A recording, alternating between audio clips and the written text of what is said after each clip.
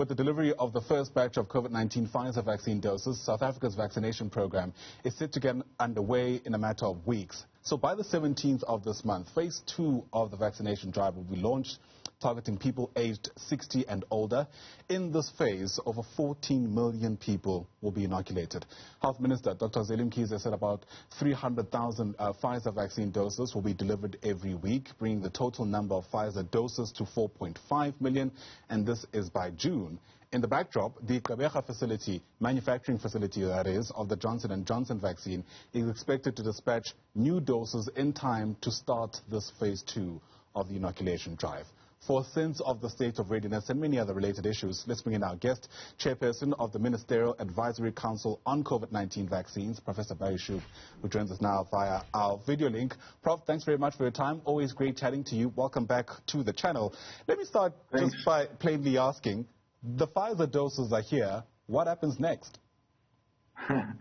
Yes, good morning, Ayanda, and good morning to the viewers. Yeah, as you say, now it's full steam ahead. You know, the vaccines are arrived. Or will be arriving very soon. Some have arrived already. So the vaccines are there. Now it's ready. It's a rollout. You know, it's the administration. It's all that goes into, you know, a mass rollout, which is obviously a tremendous organization. So a lot has gone into it. A lot of planning has gone into it. Great detail that has been worked out. Now really it's a matter of implementation. Yeah, let's speak a bit more about Pfizer. I remember one of the big advantages is around its storage. If my memory serves me well, you can store it in an ordinary refrigerator, if not at room temperature. Does that open the door for us perhaps leaning more on this vaccine, given its advantages? Sorry, Jan, on the contrary, Pfizer's got a problem with storage. Right. Yeah, Pfizer is the vaccine which really, for storage, needs to be stored at -70, which is an ultra-low freezer. Now, that's only available in the major urban centers. At that temperature, of course, it can remain stale for quite a few months. But at -20, which is the freezer temperature, the ordinary domestic freezer temperature, which obviously is more readily available, it's stable probably for about 2 weeks. So it's really going to be more or less confined to the urban centers, the Pfizer vaccine. The Johnson & Johnson is much easier. That can be stored in an ordinary refrigerator and will remain stable for probably about 3 months at an ordinary refrigerator temperature. I see. All right. So according to CDC guidelines, it's before mixing that the Pfizer vaccine may be easier to store. But, of course, we need it past that stage. Correct, yeah. In full ampules, yeah. Right. The cost associated with this vaccine as well, is that a favorable or an unfavorable aspect to consider when we start thinking about the mix of candidates that we're going to have in this country, which I imagine is where we're aiming to get to?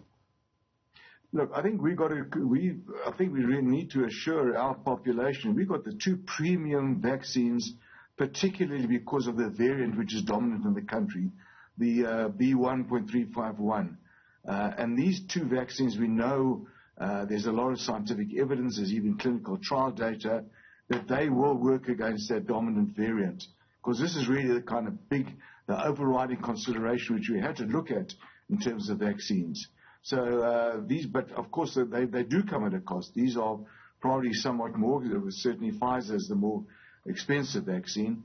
But, you know, in terms of what's going to cost the economy, this is a fraction of the economic costs. Absolutely. What does this mean for the AstraZenecas of this world? Again, I recall calls for not to throw the baby out with the bathwater. In other words, yes, it's not effective against the variant in ways through it would have liked, but it makes a difference. Yeah, it's a difficult decision. You know, AstraZeneca is a good vaccine. You know, I think we must start off at that baseline. It is a good vaccine. It's been working very well, for example, in the United Kingdom, where it's used quite extensively. But the problem is the variant. The variant, you know, about 95% or so of our isolates, well, I say our viruses, are this B1.351, and that is particularly resistant. And AstraZeneca, the kind of data that we had and that we have, is that it probably is not going to be effective. But, of course, we've got an open mind about it. And obviously, if data does come available, that AstraZeneca will be significantly effective, satisfactorily effective because, we do need to protect our most vulnerable people. We don't want our hospitals overrun even with people that have been vaccinated. So at the moment, we have to shelve AstraZeneca until we get convincing data that it is going to be effective against severe infection. We don't have that data as yet. And do you know what this means for the contract that we might have had with the COVAX facility? My understanding is that that facility predominantly relied on the AstraZeneca jab, and of course we had been a member of the facility itself. Well, COVAX has got really two main vaccines. AstraZeneca is the one. The other is a vaccine called Novavax. You might have heard the name. Yes. Novavax is a vaccine which has been looked at this country, which we are very intensively looking at Novavax. We've been in discussions with the Novavax people, and it may well be a vaccine which may well be applicable and suitable for South Africa. We're currently looking at all the data. But Novavax may be something which we may look at if it's coming from COVAX. I stand to be corrected, but I remember Novavax also not giving us the most favorable outcome, at least with the study that was conducted here in South Africa. Yeah, those it is a very, very small study, and that data at that stage was not convincing. But since then, and remember we looked at it a couple of months ago, since then some fresh data has come to light, both laboratory data as well as some clinical data. Also, Novavax have also been adjusting the structure of their vaccine to meet the variant. So these are all factors which we are looking at. At the moment, we haven't made a definite recommendation, but it is looking very promising for Novavax at this stage. That's good to hear. Let's speak about how this is all likely to translate on the ground. Already, one political organization in this country, the DA, they say that they've undergone several inspections of vaccination sites in the country, and according to them, the situation in some respects is not where we'd like it to be. How worried are you about the logistics of getting this right? Yeah, I must say, Yanda, we as a Ministerial Advisory Council, we're not really so much involved in the management of the actual rollout itself. So the information that we've had to our committee from the Department of Health has been reassuring.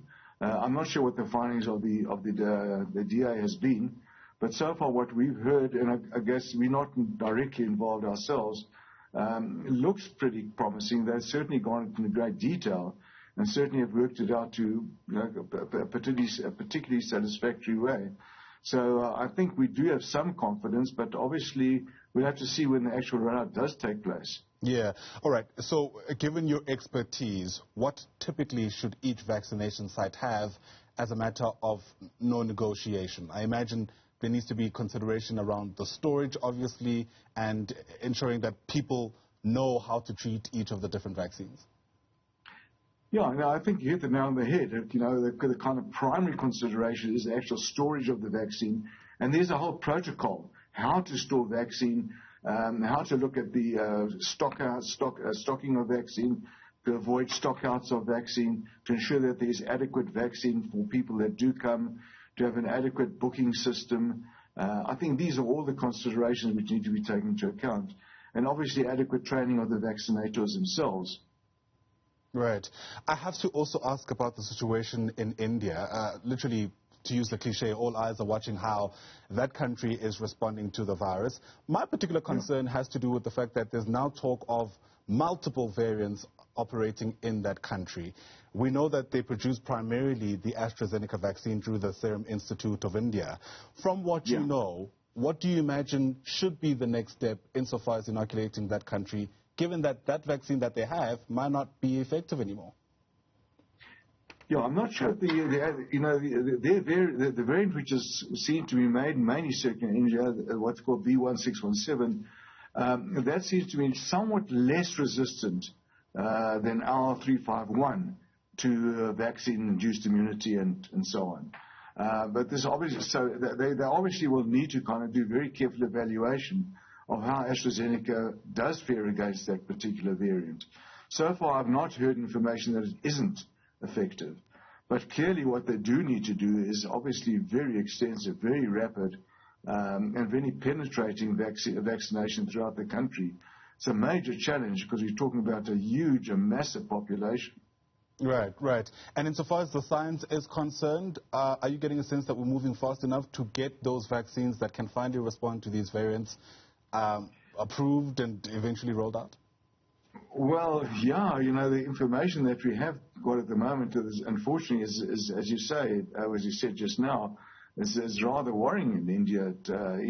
There's a lot of catching up and a lot of, vaccine rollout that has to be done to an enormous population.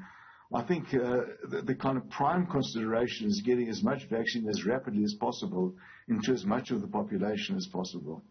Professor Barry Schoub, always great getting your insights. Thanks very much indeed for making time for us here on the AM Report. Professor Schoub is the chair of the MAC on Vaccines, Ministerial Advisory Committee on COVID-19 vaccines. Take home there, Pfizer has entered the fray, opening, I guess, even more doors for South Africa to finally begin that mass vaccine rollout plan. The date to remember is the 17th of May. That's when phase 2 is supposedly meant to start. Of course, we're counting down the days to that moment.